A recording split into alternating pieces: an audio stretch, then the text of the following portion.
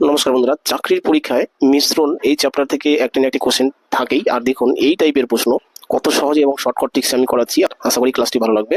তো দেখুন আজকের প্রথম প্রশ্ন বলেছে যে 250 টাকা কেজি দরের চায়ের সাথে 300 টাকা কেজি দরের চা কি অনুপাতে মিশ্রিত করলে প্রতি কেজি মিশ্রিত চায়ের দাম হবে 270 টাকা। কয়েক সেকেন্ডে আপনি এই অঙ্কের উত্তর করতে পারবেন। দেখুন সেই প্রসেসটি। দেখুন বন্ধুরা, এখানে দু টাইপের চা আছে, ঠিক আছে। প্রথম টাইপের চার দাম হচ্ছে 250 টাকা কেজি, দ্বিতীয় প্রকার চায়ের দাম হচ্ছে 300 টাকা কেজি। এবার এই দুটি চা কি অনুপাতে বিক্রি করতে হবে? 270 টাকা কেজি দরে বিক্রি করতে হবে। তো এই অঙ্কটা যদি আমরা ট্রিক্সে করি, খুবই সহজ। দেখুন আমরা কি করব, যে প্রত্যেকটা এই যে তিন ধরনের সংখ্যা আছে, প্রত্যেকটা সংখ্যার পিছনে একটি করে শূন্য রয়েছে, যার জন্য সেই শূন্যটাও আমরা বাদ দিয়ে দিব। তাহলে 250 আমরা লিখবো 25, 300 লিখবো 30, লিখলাম। এই দুই প্রকারের চা 270 টাকা কেজি দরে বিক্রি করতে হবে। এখানকার আমি লিখবো শুধু 27, বাস। এবার শুধু একটা বিয়োগ করুন আর উত্তর লিখুন। দেখুন কি বিয়োগ, এই কোনাকুনি আর এই কোনাকুনি আমরা বিয়োগ করব, ঠিক আছে।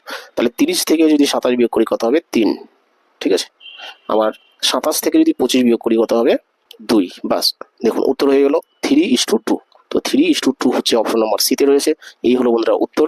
তো আশা করি এই টিক্সটি ভালো লেগে থাকবে, এবং এর চাইতে কম সময়ে শর্ট টিক্স আশা করি আপনি আগে শিখেননি। তো ক্লাসটি যদি ভালো লাগে অবশ্যই লাইক কমেন্ট শেয়ার করবেন।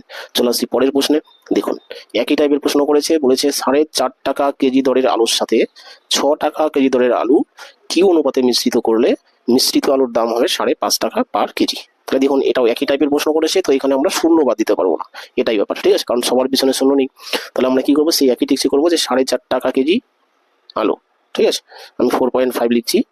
এই আলুর সাথে কি করবে? 6 টাকা কেজি দরের আলু মিশ্রিত করবে, তাই না?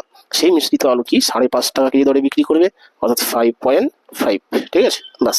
এবার কি করবো, সেই একই টিক্সে শুধু আমরা কোনাকুনি বিয়োগ করবো, তাহলে ডাইরেক্ট উত্তর চলে আসবে। তাহলে দেখুন 6 থেকে যদি 5.5 বিয়োগ করি কত হবে? 0.5, তাই না, বা হাফ ইস টু 5.5 থেকে 4.5 বিয়োগ করলে কত হবে বন্ধুরা?